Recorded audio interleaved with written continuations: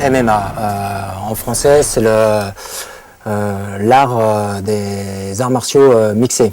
Vale toda a mistura de artes marciais, onde o melhor de cada uma está ali nesse esporte. O melhor de cada arte marcial pode se encontrar nesse esporte. This is a decathlon of mixed martial arts. It's judo, it's wrestling, taekwondo and boxing. They're all Olympic sports. Alors les différents noms du MMA sont combat libre. Avant c'était Vale-Tudo. Vale-Tudo ça veut dire va-tout. Et en France même à l'époque des défis à l'épée, tout ça, on disait va-t-on du va-tout. Ça veut dire est-ce qu'on a le droit à tout. Ils pouvaient même aller au sol, tout ça. Même on voit dans la boxe française, il y a des techniques d'amener au sol, des ciseaux et tout. Donc en fait c'est un art super vieux. On peut voir même dans la lutte sénégalaise, on peut voir dans les jeux antiques, le pugilat, le pancrace. En fait, ça porte plein de noms, mais c'est le même objectif, sauf que maintenant, MMA, c'est le nom général du sport, de la partie codifiée du combat libre.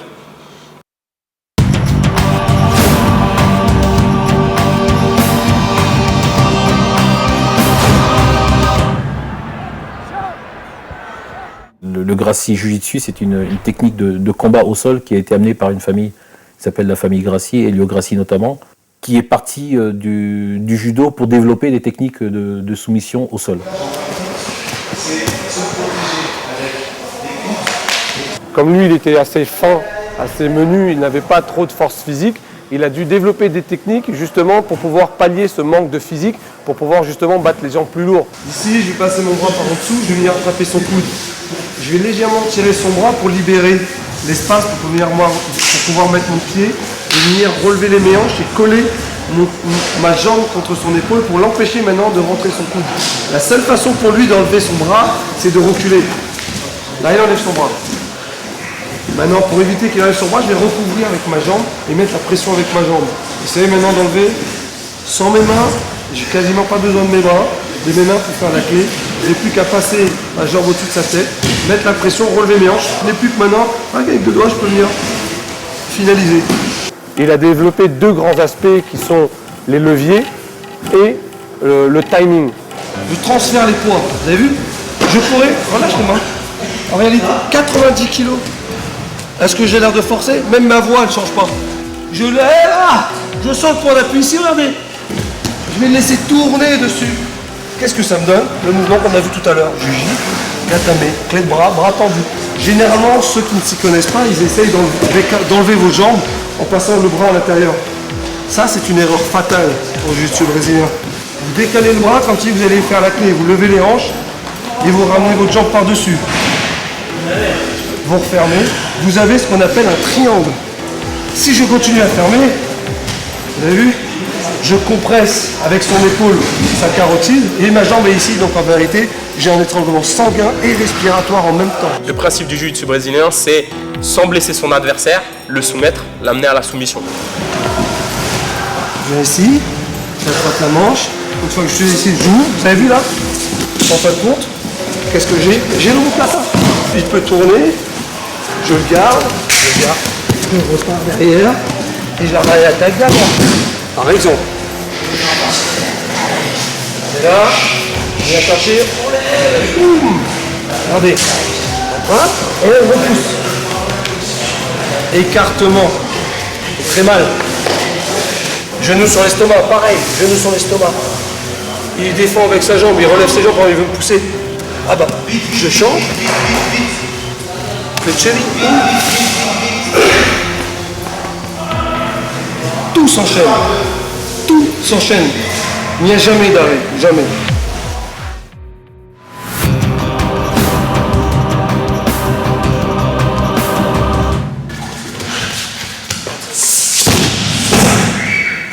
La lutte, c'est un sport de préhension, donc on donne aucun coup.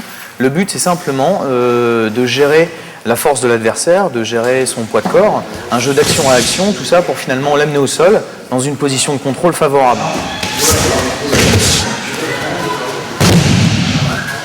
Donc la lutte gréco-romaine, on fera des actions, c'est-à-dire on passera des techniques que sur le haut de la ceinture. Et en aucun cas on touchera aux jambes.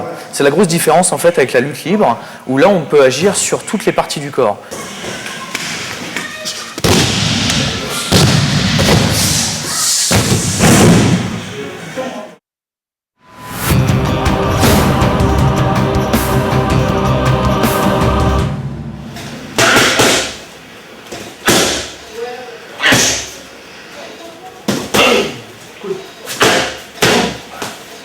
Alors, définir la boxe thaïlandaise, c'est simple. C'est un sport de combat, un art martial, une philosophie et une identité culturelle.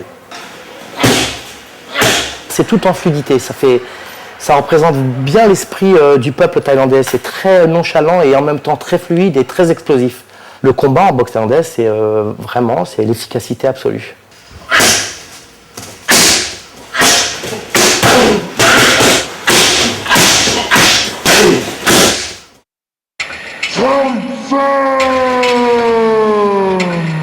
Quand on est debout, on a le droit d'envoyer les poings, les coudes, les jambes, les genoux. Une fois qu'on arrive au corps à corps, on a le droit de projection. Une fois au sol, on a le droit aux techniques de clé, d'étranglement. La personne, elle peut arrêter à n'importe quel moment sans problème et c'est rentré dans les mœurs. Donc les gens vont pas dire que c'est un mauvais combattant et tout ça. Comme ça, il peut continuer sa carrière sans trop se blesser. De même que si un adversaire est au sol, que l'autre est debout, celui qui est debout a le droit de continuer à frapper celui qui est au sol, comme celui qui est au sol a le droit de frapper celui qui est debout. Alors les différentes manières de gagner sont par soumission. Enfin, la meilleure à mes yeux, hein, c'est le KO. Avec les poings, les pieds. Ou même une projection peut mettre KO. Par jet de l'éponge, par arrêt du médecin aussi quand la personne est blessée. Ou par décision, quoi. Ça va jusqu'à la limite, ce qui est rare, mais bon, c'est jusqu'à la limite et puis les juges décident du vainqueur.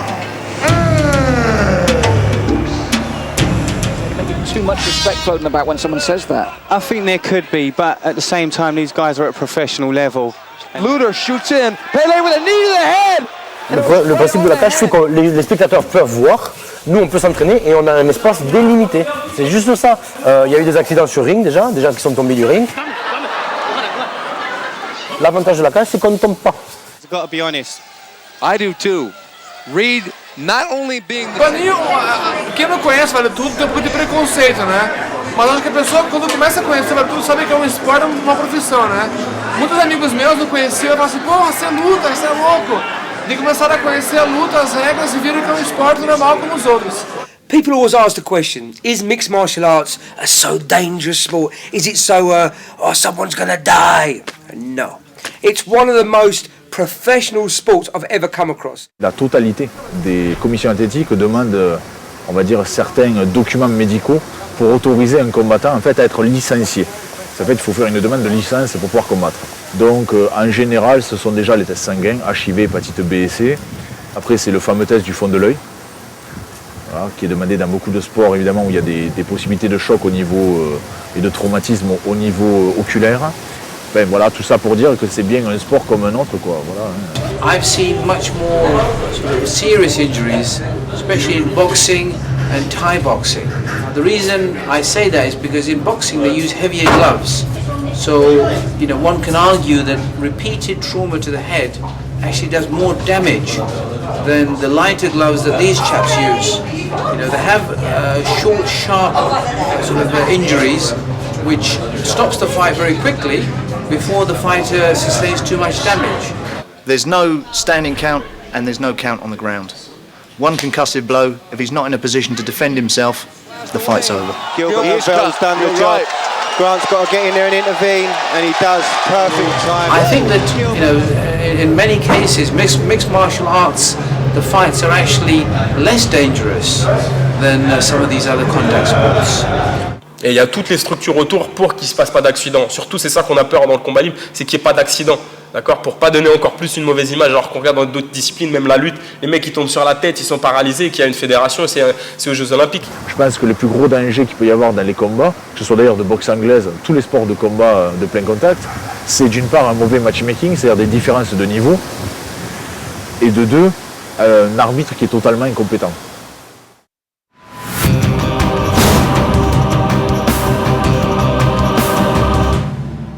Alors le statut du MMA en France est un peu compliqué dans la mesure où déjà il est purement et simplement interdit. Le CSA a mis son veto sur le MMA et ils ne veulent pas en entendre parler à la radio ou à la télé. Et si on en parle, ça doit être forcément en mal. Aujourd'hui, en France, c'est le ministère qui empêche le MMA d'exister en tant que discipline en France. Pour pouvoir faire du sport, il faut avoir l'accord et l'autorisation des politiques. Bon, donc il faut un agrément. Mais les politiques ne connaissent pas le sport. Donc, qu'est-ce qu'ils font? Ils demandent aux gens qui connaissent eux-mêmes, c'est-à-dire les responsables des fédérations, des grandes fédérations délégataires. La Fédé de judo n'a pas intérêt à laisser ses meilleurs judokas partir au MMA. Le judo rejette en bloc le free fight, tout simplement et pour la bonne raison que s'il accepte, tous les judokas vont partir en free fight et ils vont perdre tous leurs athlètes. Pourquoi? Parce que le judo, à part d'être champion de France, d'Europe et encore, on ne prend pas d'argent, on n'a pas de reconnaissance médiatique, tandis que le free fight, on peut l'avoir très vite. Moi, je connais des gens qui font de l'aïkido depuis 20 ou 30 ans, ils sont très bien dans leur discipline, et ils n'ont pas l'impression d'avoir de l'ombre parce que en karaté, ils donnent des coups de poing, ou en boxe, ils donnent des coups de genoux. Il est où le problème?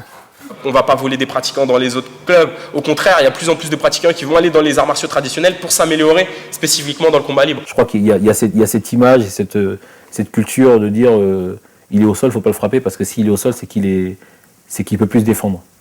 Alors qu'on sait très bien que même en étant sur le dos, on a souvent plus de chances de retourner, de renverser la tendance en étant sur le dos qu'en étant au-dessus. Et on essaie de faire des démarches justement auprès du ministère pour les éduquer, parce que c'est vraiment juste une question d'éducation et d'expliquer aux autorités françaises que le MMA a le droit de citer, a le droit d'exister comme n'importe quelle autre discipline sportive. Anthony, the Wild Thing Comment sont vus les Français par le ministère de la Jeunesse et des Sports, les combattants français? Ils ne sont pas vus, ils ne sont pas reconnus, tout simplement. Aucun soutien du ministère de la Jeunesse et des Sports. Il n'y a pas de fédération de MMA en France, donc c'est comme s'il n'existait pas, quoi. Ah bon, on est des merdes.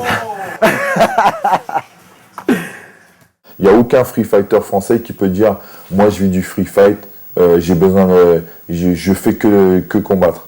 Non, ça n'existe pas. La difficulté, elle se trouve au niveau du pognon. Hein.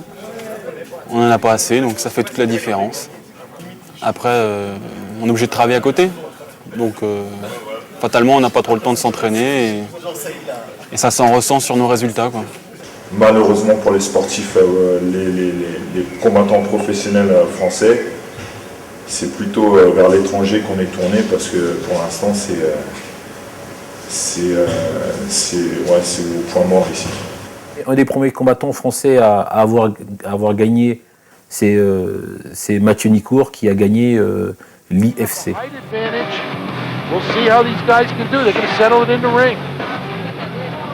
Et à l'époque où j'ai combattu, moi j'ai fait l'IFC 13 qui avait lieu au Québec. Oui, j'avais une idée de ce qui m'attendait. Bon, je m'étais préparé pour. J'étais moi-même l'entraîneur, le manager, le combattant. Donc en fait, il fallait que je puisse tout faire à la fois.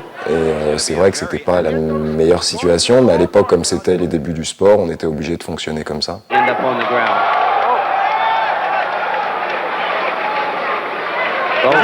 Oh no, another quick tap. Another tap-up.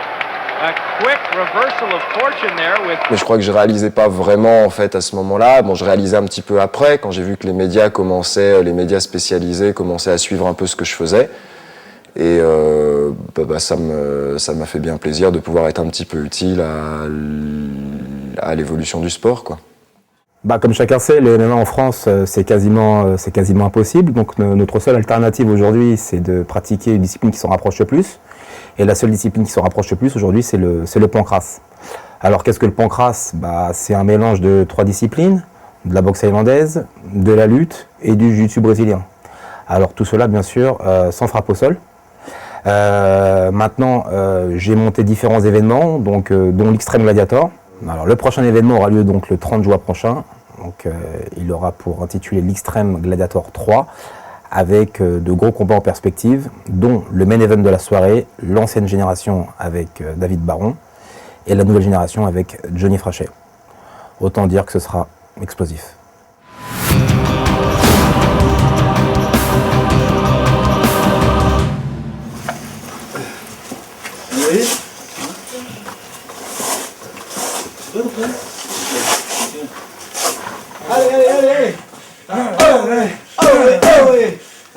Au départ, je suis judoka. Après, j'ai tourné avec pas mal d'autres combattants qui sortaient de la boxe anglaise, du kick, de la boxe française. J'ai essayé de prendre à chaque fois ce qui me convenait le plus pour finalement me mettre au boxe thaï parce que j'ai vu que la pugilistique était quand même vachement importante. La boxe thaï étant la plus complète, c'est celle que j'ai choisie.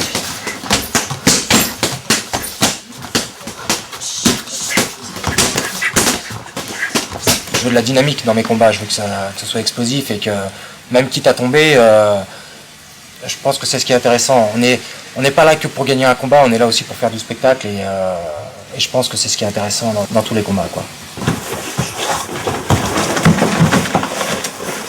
Mon premier boulot, c'est je suis pompier et à côté, je fais donc du combat libre. Alors effectivement, il y a un petit paradoxe entre le côté je vais aider les gens qui sont en difficulté et l'autre où je me retrouve face à un adversaire que je vais devoir taper. Mais en fait, on retrouve un petit peu les mêmes sentiments. Lorsque l'on part sur intervention, on a cette poussée d'adrénaline avant de monter, avant d'aller faire notre travail. C'est la même chose un petit peu sur le ring. Avant de monter sur le ring, petite montée d'adrénaline. Et puis, dès qu'on est dans le vif du sujet, tout s'en va et c'est parti, on essaie de faire de son mieux.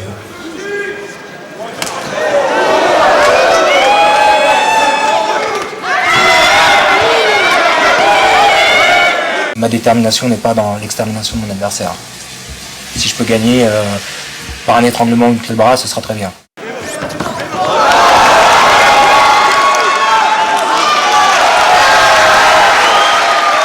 Alors là, je vais rencontrer Johnny Frachet.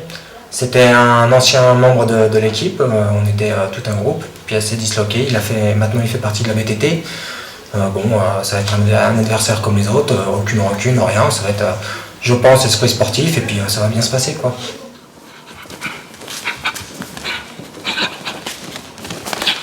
Moi, je me sens très bien et très content d'affronter David Varron parce que je sens que ça va être un beau combat et je vais pouvoir m'exprimer mon potentiel totalement avec un adversaire qui est équilibré dans toutes les distances.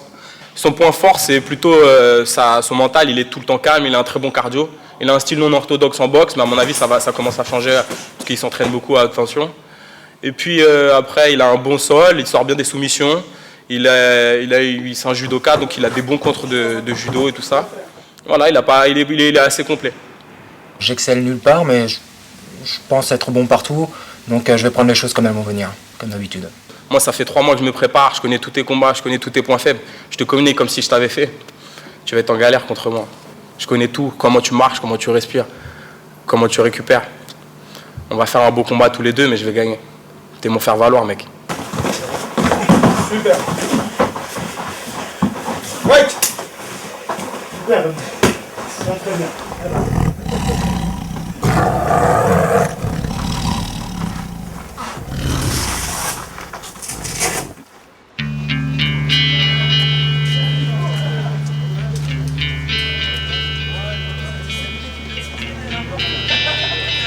Donc on est sur le lieu de la soirée, de rue Japy, donc salle Japy. La soirée va commencer, je crois que l'ouverture est à 19h30. Et puis les combats vont s'enchaîner avec les démonstrations de danse. Non, je sais que je vais combattre. Bon, je suis allé saluer mon adversaire. Bon, ça va être une bonne soirée, quoi.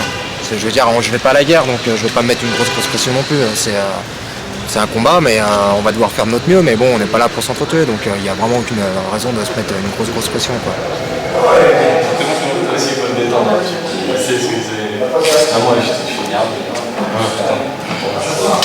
Franchement, il y a beaucoup de combattants qui stressent et tout ça. Moi, c'est même mon problème parce que j'arrive pas à stresser. J'ai tellement... c'est peut-être l'expérience.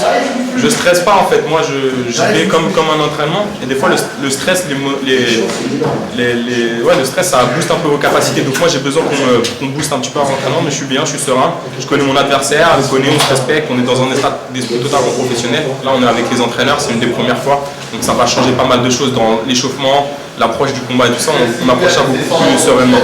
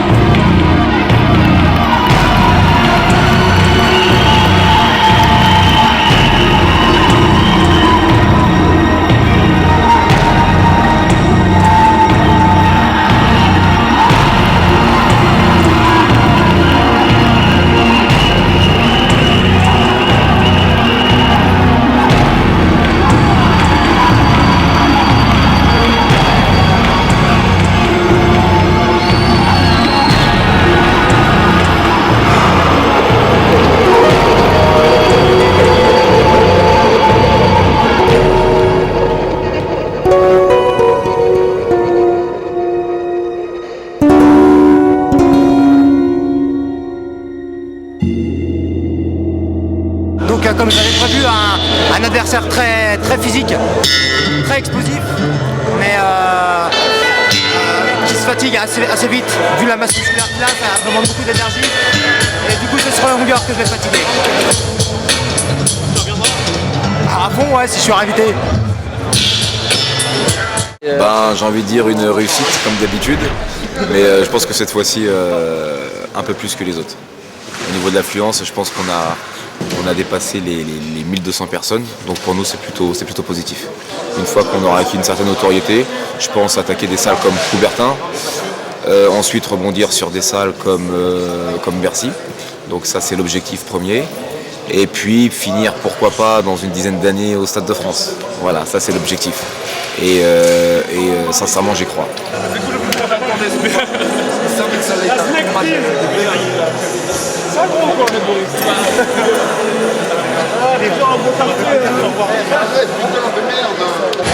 Je pense que le pancrace actuel, le pancrace comme il est organisé et pratiqué en France en ce moment en compétition, c'est pas tout à fait du MMA, mais c'est ce qui se rapproche le plus du MMA professionnel.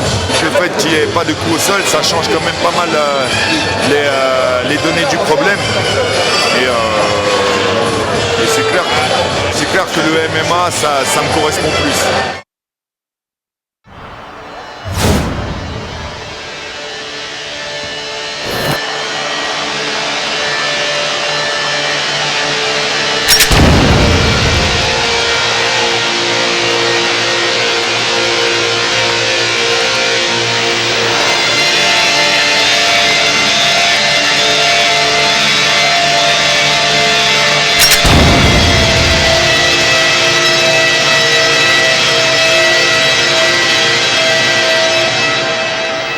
Je m'appelle Xavier Foupabokam, aussi connu sous le pseudonyme du Professeur X.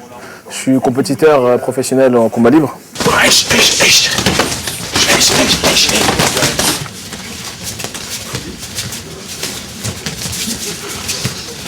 Cyril, je le connais depuis l'année 2000. C'est quelqu'un qui aime bien que le moindre détail soit au mieux. Car généralement, c'est ce moindre détail qui va faire la différence. Il est complètement coach. Il aime trouver les qualités chez les gens, repérer les potentiels et les exploiter à fond. Il ne supporte pas quelqu'un qui a du potentiel et qui ne pousse pas ça à fond. I don't think so, because I think Alex, even though he's got a really solid ground game, he's got the kind of stand style that people Déplace-toi sur les côtés. Déplace-toi sur les côtés. Déplace-toi sur les côtés, mec. Xavier moving to his right. Ouais, encore, Xavier. Both guys knee and Alex slips and falls to his back. Xav, regarde-moi. Tu reprends, tu fais beaucoup de feintes. Dès qu'il me bouge vers toi, tu fais le genou sauter à la tête. Hey, Xavier, dans sa tête, il est plus là. Coude. Voilà, il est touché. Ouais, genou encore, coude à la tête. Genou encore, coude à la tête. Ouais. Genou encore, genou gauche encore. That's what it's all about. Ouais. Encore Xavier, encore. Encore Xavier. I think the difference Tu cherches à frapper trop fort. Xavier, tu le laisses récupérer là. Tu montes pas tes mains, Xavier. Monte tes mains. And that's exactly what he's doing. Maybe he's playing straight to Xavier's game. Good knee to the body. That's the range he needs to stay. Sors du coin. Allez, Xavier. Xavier does a good job of defending the... Genou encore, Xavier. Genou encore. Outside that range. Ouais. Genou. Flying double knee attempt missed. Right Alex landed. Oh, we got a good shot. Front to the eye. It looked like.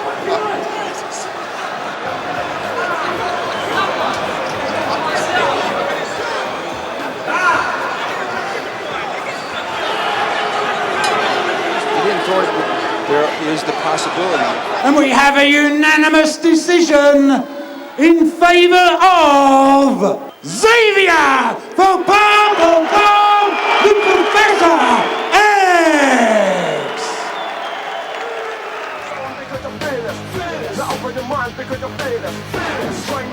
Tu dois pas donner la possibilité de faire ça, les gars. Ça, c'est niais, tu vois. T'aurais été, franchement, tu serais dans un pays genre l'Italie ou quoi, tu te fais enculer comme il faut. Le mec, il a rien à voir avec toi. Avec moi, t'arrives à boxer, t'arrives à esquiver, avec lui, tu prends les coups dans la gueule. Comment t'expliques? À chaque fois que tu fais un combat, c'est ric-rac, t'as les jambes qui flageolent. À 30 ans, t'as la bave au coin de la bouche, tu vois ce que je veux dire. Tu me dis, ouais, je suis fatigué, bah, tu prends 10 jours ou 2 semaines de vacances, tu te requinques et tu reviens à la salle. J'aimerais être l'entraîneur que j'ai jamais eu. Quelqu'un qui croit en ses combattants à 100% et qui se donne les moyens pour que ses combattants réussissent. Être là pour les soutenir en dehors du sport. Et c'est très important.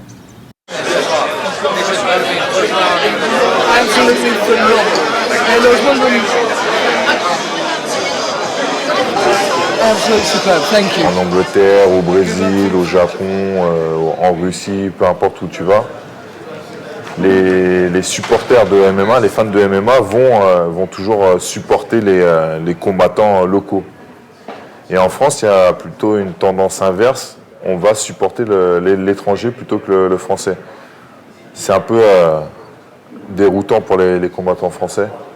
Le problème en France, c'est que les gens justement ont déjà leur dieu, leur figurine dans leur hôtel, avec leur dieu, Fedor, Crocop et j'en passe, Gracie, je ne sais quoi. Et en fin de compte, nous on est là pour donner justement du courage et du bagou pour le drapeau français, pour la culture française. Et la finalité, c'est qu'ils nous chient dessus.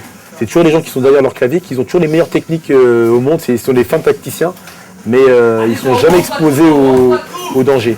Ils prendront jamais de risque d'hausser le ton après une personne, sauf si cette personne-là mesure 1 mètre et unijambiste sur un tabouret ou sur un fauteuil roulant.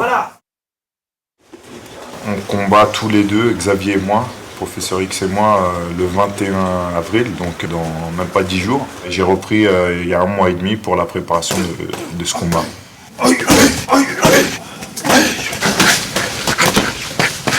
Je suis pressé de voir où j'en suis, si physiquement tout va bien, si la machine n'est pas trop vieille, et puis on va tout faire pour abréger le combat et pour gagner le plus vite possible et passer à la suite.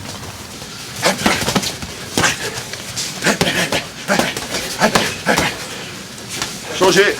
Disons qu'on est pressé d'en découdre, parce qu'au final, et c'est ça qu'on essaie de faire, les entraînements deviennent plus pénibles que le combat en lui-même. Top, c'est parti. Allez, tout le monde debout, allez, on accélère, allez, plus vite que ça, allez, on change de partenaire, c'est parti. Bouge ta tête. Encore. Voilà, fais des feintes, voilà, c'est mieux ça, voilà, encore, trichez pas. Bossez, délivrez des coups. Voilà, délivrez des coups, faites des takedowns. Il faut bosser les gars. Là vous faites pas bosser le cœur. Restez pas sur un coup. Voilà, c'est bien. Bien. Allez, récupère la position, Greg. Exact. Le pied il n'est pas bien placé. Le pied il est bien sur ta cuisse. Voilà. Ne laisse pas passer en monde, Xavier.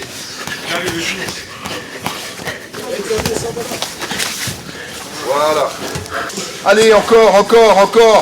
Disons que la préparation habituelle lors d'un combat, on peut la découper en 3 parties. Une partie tactique, une partie technique et une partie physique. On fait notamment des thèmes où il y a un adversaire frais qui rentre toutes les minutes ou toutes les minutes 30 sur 5 minutes. On a 1 minute de repos et puis rebelote, on fait ça 3-4 fois. Allez, boxe, Xavier. Voilà, encore.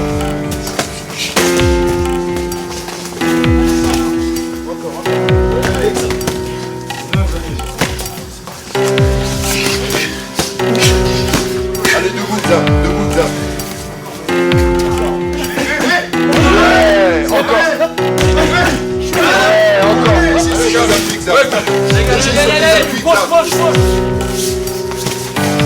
Xavier, Récupère tes bras. Encore. Tes deux bras. Allez, debout, mec. On est prêt, tu vas courir. On est prêt, regarde-moi dans les yeux. Allez, top, c'est parti. Allez, c'est bien ça. Accélère. Accélère. Ouais, accélère, ouais. Allez, c'est reparti. Avec Edouard, c'est parti. Allez, Edouard. Voilà, super, Edouard. C'est bien, ça. Ouais, c'est bien, toi, Edouard. Pour une préparation de ce style de combat, c'est-à-dire 3 rounds de 5 minutes, on est obligé de miser sur la condition physique parce que 3 fois 5 minutes, c'est un effort quasi surhumain. C'est bon ça. Allez, c'est parti. Suis-moi, allez. Alex, je me taille. Ouais. Sors ta hanche, Xavier. Là, tu fais le plus dur. Tu laisses amener au sol. On va faire ça pour l'étrangler. Là, tu sais quoi faire. Ouais. Allez.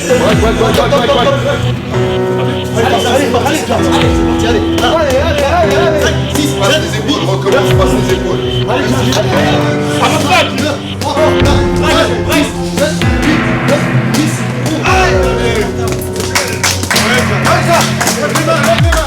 À mourir, on est prêt. Allez, 1, 2, 3, 4, 5. Disons qu'aujourd'hui c'était un peu un jour sans.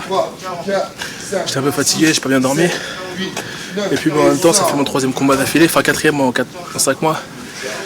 Donc forcément le corps il commence à accuser le coup, mais ça va. Là je me suis un peu foiré sur la fin. Ceci dit, par rapport au temps qui me reste de prépa, par rapport au type de travail que je suis en train de faire et par rapport à mon adversaire, normalement ça devrait aller. À l'époque où je faisais de la boxe thaï, je trouvais ça beaucoup plus dur, un combat de boxe thaï qu'un combat de MMA. Et même en gagnant au premier round ou deuxième round, je rentrais chez moi et je boitais, j'avais mal quelque part, j'avais des hématomes. Et je me disais, qu'est-ce que ça va être quand je vais faire des championnats du monde en 5 rounds ou si c'était en kickboxing en 10 rounds. Je me demandais comment j'allais faire, quoi.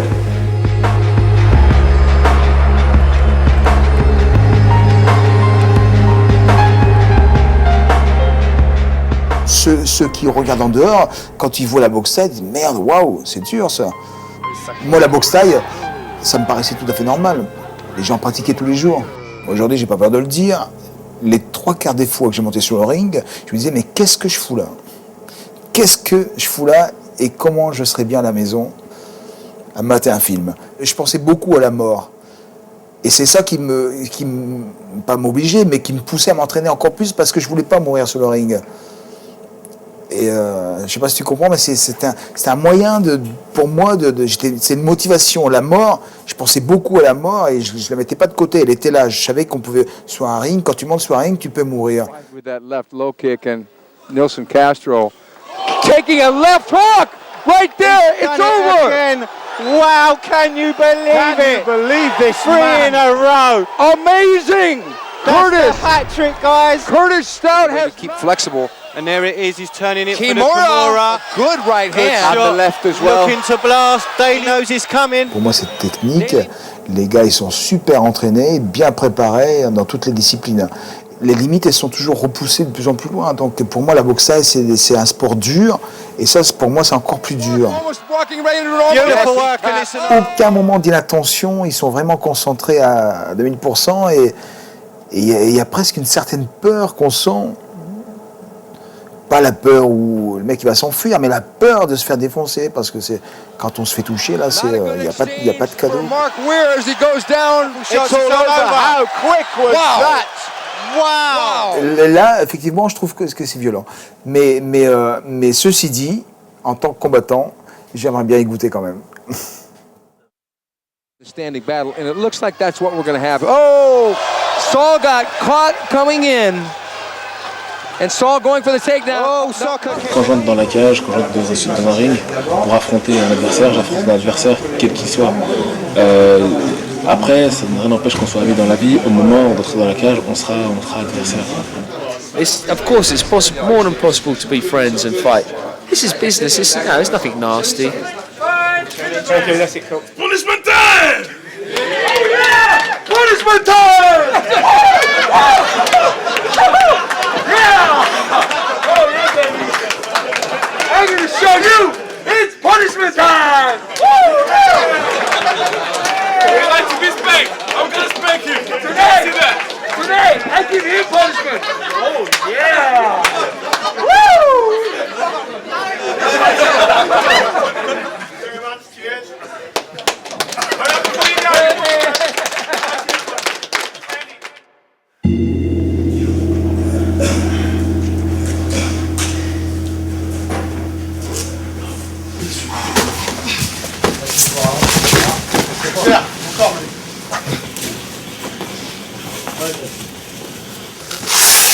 Marc pété nez. Un nez pété, ça va, c'est pas super douloureux. Je l'ai senti craquer. Non, tu pars de trop loin, Xav. Tu pars de trop loin, Xav.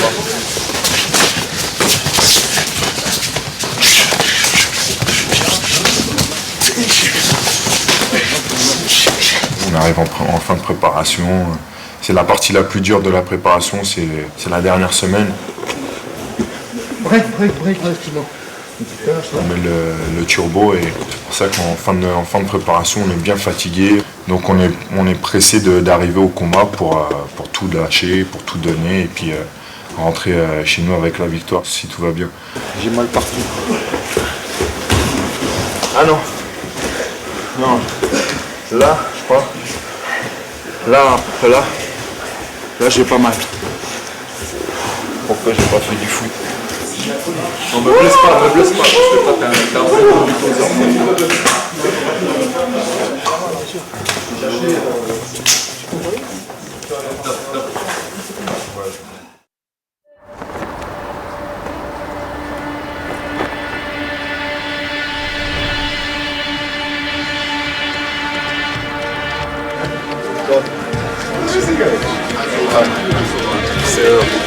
How are you? How are you? Good, man.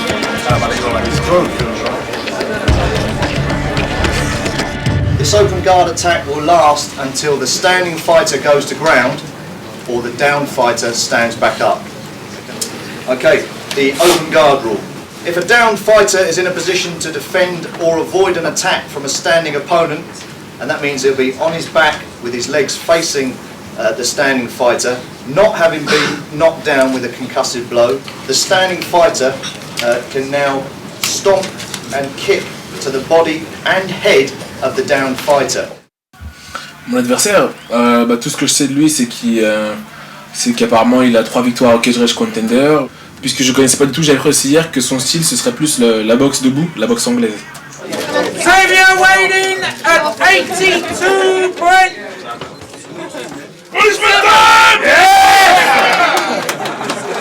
Tom waiting at 83.7 kilograms. Oh, Mr.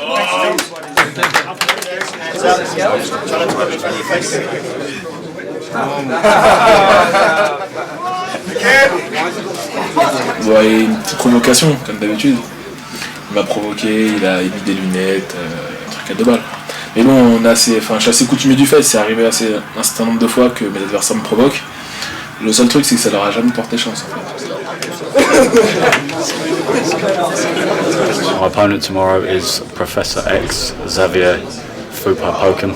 I've seen a lot of his fights in Japan. He's really come on recently. Very good stand-up fighter. He's got a lot of submissions on the ground as well. I think he's very well-rounded, dangerous opponent. Zero weighting at 92 kilograms.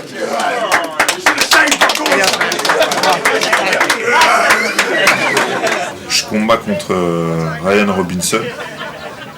Qu'est-ce que je connais de lui? Pas grand-chose en fait. Je sais que, comme beaucoup de combattants anglais, c'est un polyvalent.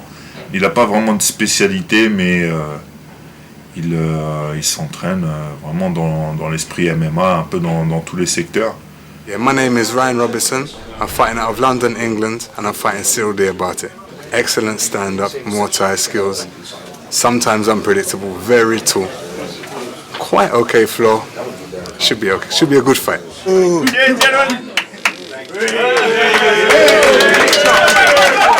j'ai pas trop à craindre des blessures. Mon poids par rapport à mon adversaire, c'est sensiblement le même. Non, je me suis bien entraîné tactiquement. Je sais ce que j'ai à faire. Non, je suis bien.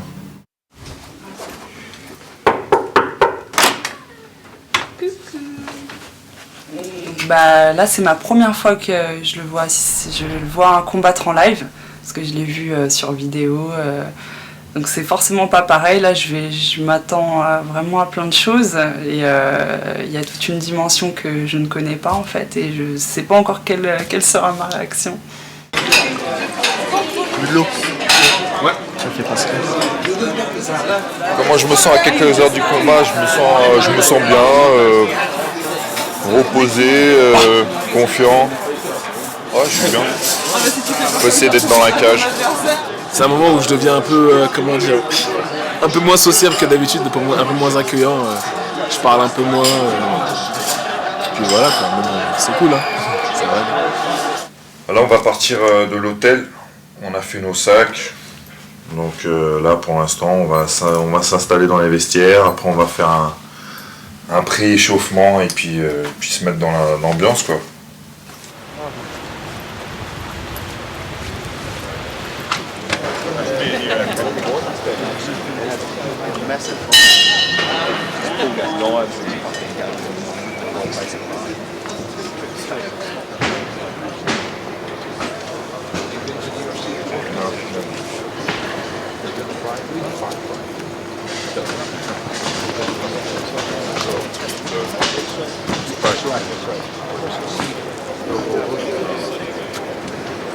I should have brought my video.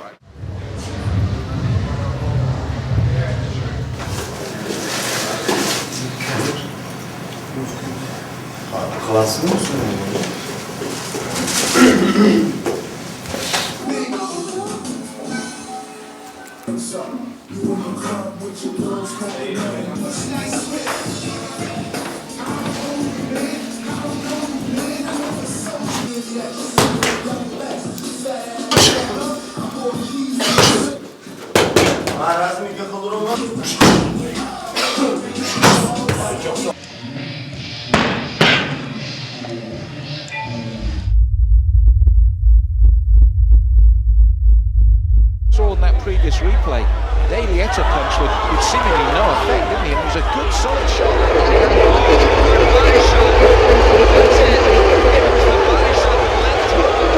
Jenkins blocks well, and watch. Oh, it's beautiful left hook, and it was to the floating rib. Tu sais tout faire. Tu t'es tapé face au meilleur de ta catégorie en Europe. T'es le prototype du fighter MMA.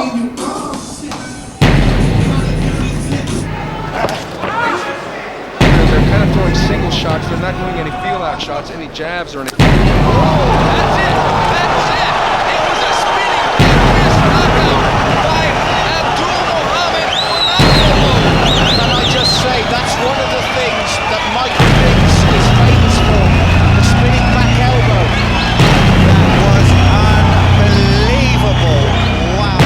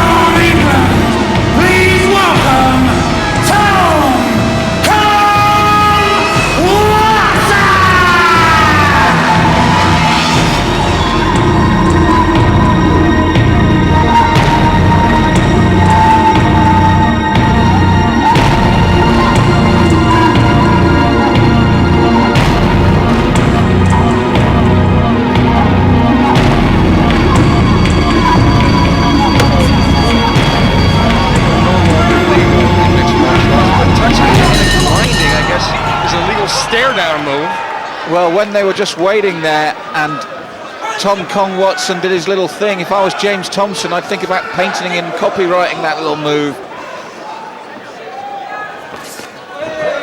La jambe haut, la jambe arrière haut, la jambe arrière haut. You've been bitten. Like that. That was the right hook over the top, a counter off of a kick. Watson got rocked. Watson coming back brawling. And he did well, to be honest, Rob. He did fantastic. Watson recovered really quickly, and he looks fine. Watson has to be careful not to spend too much energy showing the crowd and Xavier that he's still in this fight. A lot of low kicks in this fight, too.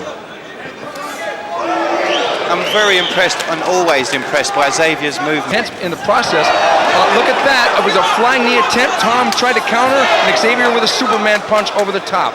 And he is the perfect example of that, as we're seeing. And look at the way he picked him up. Timing superb there. For guys to use the open guard rule to their favour. Because of the up kick. You can literally catch a guy in midair. It's almost like a technique when you were on a schoolyard. If you got knocked down, you compared to Xavier. We talked about relaxation, and look, here's another one. Kong goes for the top. Xavier dives to the middle, and down they go. But look who ended up on top. Good work. Now look at this. Xavier sneaks that leg right up there. He's only got seconds, Steve, seconds. Tom Kong Watson saved by the bell. Plus de coups à la tête, plus de coups à la tête. Xavier, monte tes putains de mains. Round because of things like this. He countered off that kick and dropped Tom Watson with that right hand. But Rob, you were very pleased with the way Watson, he recovered and took the fight back to Xavier. Yeah, very impressed by that. You know, a lot of guys get hit with a big shot like that and they don't bounce back quite like that, you know. So here we go, 2 of 3, and I hope the second lives up to the first. Psychology seeing which man's will break first. Big glancing hooks being thrown by Tom Watson as Xavier closes position, goes to the clinch. A couple of overhand rights and a good knee to the body, followed by a knee to the head. And an accurate left and right combination. Wow. He's starting to use head movement. Now look who gets the takedown here. It's Tom Watson on top. Watson's throwing. He's going to give Watson a full sense of security as he does, and he works in for the triangle. He's got a lot longer this time, though. Yeah, he already passed Tom Watson's left arm through, and now he's working for the triangle choke. This could be the end here. It's just a matter of time. Tom Watson has to try and unpeel that leg, otherwise he's going to be tapping real soon. It's in tight, very tight. One thing Watson has got to do here is relax. He taps. There it is! Almost inevitable, Rob, from the moment they went down there, given the end of the first round. That's right. And you could see that was what Xavier was playing. 2 minutes, 27 seconds of round 2. We have a winner by way of Kimura, Xavier!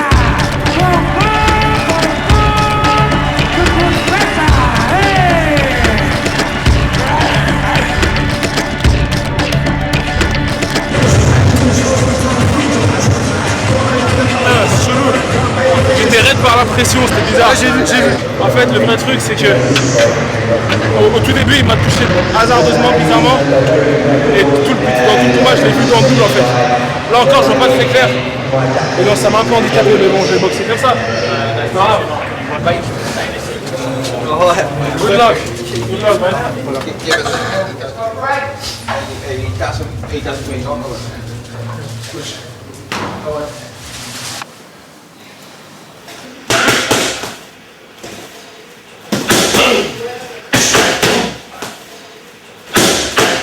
Là, il est dans 3 combats encore. Mais bon, là, le fait de voir la cage et tout, je commence à ressentir un peu plus la pression déjà. On va voir. Big overhand right from Turner, sees it start, and Tank Abbott throws an overhand right of his own that sees Turner in trouble. Turner's strong though, he's durable. If he can just hold on here. He will need to weather this storm as Tank Abbott unleashes a flurry of big shots that have seen bigger men go.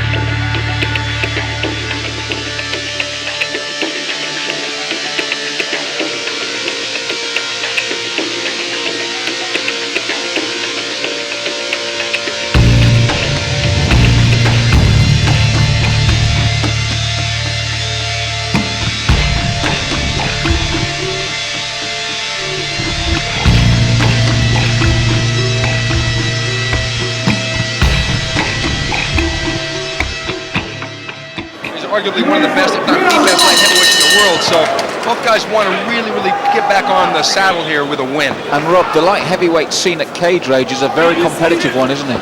It certainly is. It's a very stacked division with some great talent in there. And we're looking at two of those guys right now. And it's not often you see Ryan, the shorter man. That's for sure. And he shoots in, gets a takedown. And Cyril thinking about a guillotine choke, but there's nothing doing. Now he's going to have to defend. Cyril does have open guard position from the bottom, meaning the legs are open and not locked behind the waist. Cyril doing a good job of looking for that triangle choke. He's got the arm locked tight. He's looking. Ryan does a great job of reversing very well back. Ends up back into the triangle choke position. Cyril Diabate trying to work the head position downwards. This is so interesting because the man on top is known to be the ground fighter, and he's going to get armbarred. He's got to watch out. Ryan Robinson taps out. The fight is over. It is a submission by the striking man, the Snake. And Rob, it just shows that the sport is evolving so quickly. It is, and you can, as Stephen said, you know, that was such a brilliant armbar, textbook swept in, got the leg, you know, and it's the extension of the elbow.